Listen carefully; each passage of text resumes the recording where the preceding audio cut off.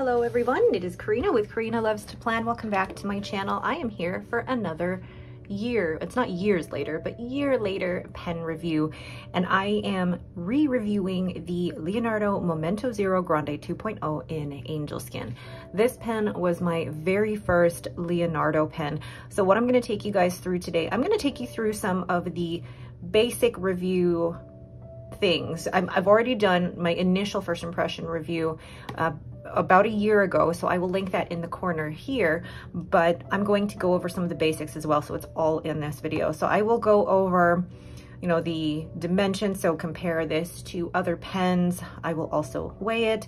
I will do a writing sample, but I will also go through these questions which have been characteristic of my year later or years later review. So the first question is it good for long or short writing sessions? Is it better with wet or dry inks?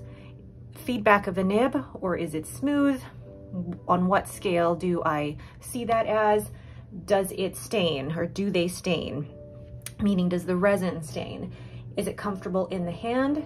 Is it an everyday carry or best left at the desk? How are they with shimmer or sheen inks and the preferred paper? So let's go ahead and get started. The first thing I'm going to do with this is actually compare it to other pens in my collection.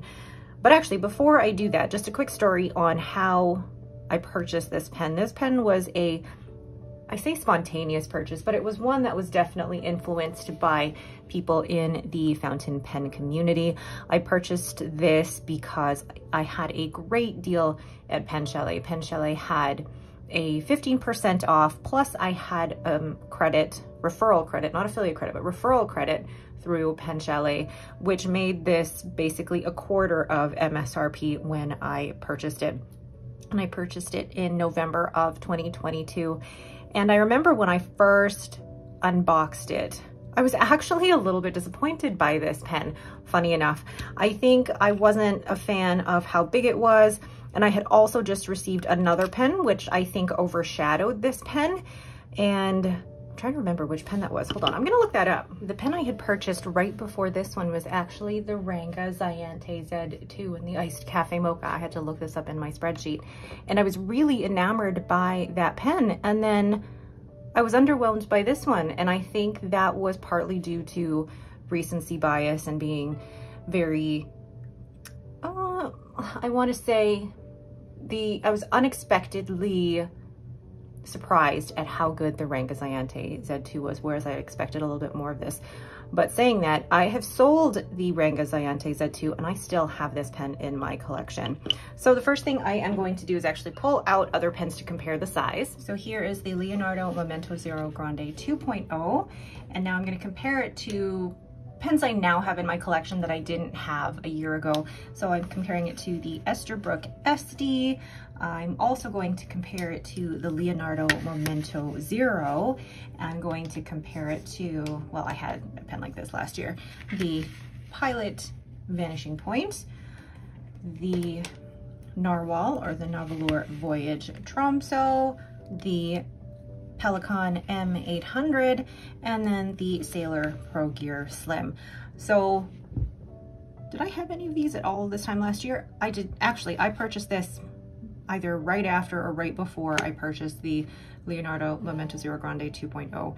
And looking at the way that this compares now, this is a bigger pen. For me, the preferred size is the SD size. The weight of this, the width of this, and the grip section for me are ideal for writing. It's very, very comfortable for me. But I'll show you all of these uncapped and we can compare it to the Angel Skin. So there are all of the pens uncapped, obviously, and you know, without the Pilot Vanishing Point being uncapped.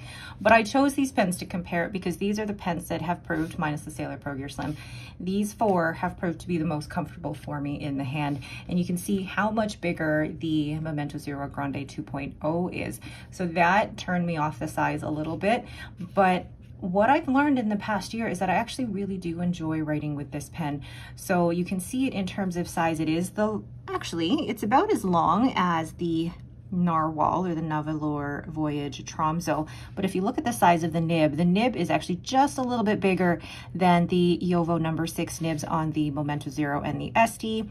It looks like it's a little bit bigger than the nib on the Narwhal, and then definitely bigger than the nib on the Pelican M800.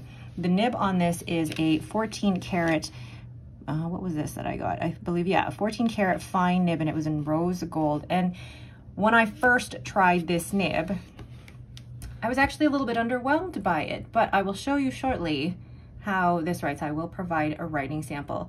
But now that I've compared it to other pens, I'll also weigh this. So capped, this pen weighs 31 grams, and then uncapped, let's hope it doesn't roll away, uncapped, it is 20 grams. So the cap itself is about 11. So it is, I guess, a heavier pen, and I'm just looking at the size of it in my hand. So I'm going to compare this to, for example, having an Esterbrook SD in my hand. An Esterbrook SD in my hand is very comfortable. You can see where it rests on my hand, but also the grip section is really, really comfortable. It's anywhere between, for me, the comfort level is between 10.9 and 12 millimeters in the diameter, whereas the diameter of the Momento Zero Grande 2.0 is definitely wider than the SD. So at first, this pen was a little bit for me to get used to because it is definitely a bigger pen. So at first, it wasn't great for me for long writing sessions because I found it too big, too girthy, and it was difficult for me to grip this at first. But over time, I actually became more comfortable with writing with this pen. I don't know what it was, maybe I just got used to the pen, but for me now, it is actually good for longer writing sessions. And I think over time, I've just gotten used to, you know, slightly bigger pens. Is this pen better with wet or dry inks? This nib is a 14 karat fine nib, and at first I wasn't a fan, but over time, this seems to be the theme of this pen. This is a beautiful writer, and it actually has an ebonite feed. So this is one of the reasons why this pen is so expensive. One, it has the 14 karat gold nib, but it also has the ebonite feed. So it is very good for both wet and dry inks. Now with the really wet inks, you're gonna have to be careful in terms of, you know, bleed through and shadowing and maybe just too much wetness, but this is really good for dry inks. Now I'm gonna show you actually a writing sample. I'm gonna dip this into Herbin Corée des Tropiques. And I like this ink because, or I like to test with this ink for this particular pen because I have experienced I've had drier experiences with the Herbin inks, but just a little bit of a dip test with this one. I'm not gonna ink this up fully, but I actually really enjoyed, let's put that down, really enjoyed the experience of the Herbin Corée des Tropiques with the Momento Zero Grande 2.0 Angel Skin. So I'll zoom you in here. So here we have the Leonardo Momento Zero Grande 2.0 in the Angel Skin. And it has a 14 karat rose gold fine nib. Now, how is this in terms of flex? Is it bouncy? Is it soft? Well, let's try. It does have a little bit of a flex to it, but it's not something that I would push too hard with. And then, is it feedbacky or is it smooth? For me personally, it is smooth. Not, I want to write down. So on a scale of smoothness or feedback, so we have scratchy, and then we have smooth, like glass smooth in terms of butter. So we have, you know, 1 scratchy and then smooth like butter, and then 5 is in the middle. And then feedback I feel like is on a different scale. Scratch that. Okay, I'm trying to remember how I did this in the scale. So scratchy, and then you've got feedback in here, and then smooth like butter. So this particular pen, I would actually rate about a 6 out of 10 on this scale. So meaning it is smooth, but you still get the feedback of the nib.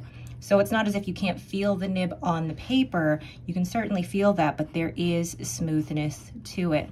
For those who are new to fountain pens, the difference between scratchy and feedback is that feedback is really the feeling of the nib on the paper, where scratchy is you can almost feel as if the nib is catching on the paper and kind of ripping up some of those fibers. And then smooth here, it almost feels like, some people really don't like this, but it feels as if the nib is sliding off of the paper. My preference is normally at about a 7 out of 10, 6 out of 10, around there, although I do love my Pilot nibs being at about a 10. So this nib in particular is a 6 out of 10. It's got great feedback, but it is also smooth. And at first, when I first got this nib, I was a little bit underwhelmed by it, but now it's a 6 out of 10 on that smooth feedback scale. I've found that this scale has been helpful, especially when I've gotten nibs ground, and others have actually found this scale helpful as well. So I'm hoping that for future reviews, this is helpful for you too. So now, the next question here is, do they stain? And actually, this particular resin, I can't remember which ink I had put in here, but it had stained a little bit of the section. So there is possibility of doing that. Saying that, however, I have tried different solutions. So I've tried that Koh-i-Noor solution from Amazon, and it has helped remove a lot of the staining. I had staining on a Sailor Pro Gear White Rose Gold, and it removed that. So I'm not too afraid of this staining, knowing that I have a solution that can remove that. But for those who are afraid of it staining, I will tell you that it does. So unfortunately, it does. So the next question, or the next rating in this scale, is this comfortable in the hand? And actually, if you have preferences towards bigger pens, the Momento Zero Grande 2.0 can be very, very comfortable. And I like it even with a little bit of that step between the grip section and the body. I am not bothered at all by the threads or that step. Where I grip it with my forefinger and my thumb is actually very, very comfortable. The only thing that would probably be a little bit uncomfortable for me would be the width of the body. So when I hold my pen, and I tend to, some people think I have a death grip. I'm really not. It's just the way that I hold it, and it looks like when I hold it like this feels as if it's a little bit, like tiny bit too big for my grip. And that's just me personally. So comfortable in the hand, yes, but it's comfortable to a point, meaning that this could probably be better for shorter writing sessions. So I could probably do 1 to 2 pages for a writing session and be perfectly happy with that. Anything longer, it might get a little bit too tiring. Now, is this an everyday carry or best left at the desk? What do you think? I mean, I work from home. I was saying to a friend today, I don't leave the house that often because I work from home. So I don't carry my expensive pens around with me everywhere. However, I would travel with this. I have traveled with this and it was fine. So I don't necessarily think this would be an everyday carry, but I wouldn't restrict myself to just keeping it at home. I would bring it with me if I were to travel. Now, how is this pen with shimmer or sheen inks? Let me find a writing sample with a shimmer ink. These are all the inks that I have used so far, not counting Corail des Tropiques, and I haven't actually used this pen with shimmer inks, but with how wet this pen is and with that ebonite feed, I wouldn't actually be afraid of using shimmer inks, especially if you have pen flush or that Koh-i-Noor solution. I'm not afraid of using shimmer inks in this pen. So I think it would be really, really great with shimmer inks. I would not shy away from using those.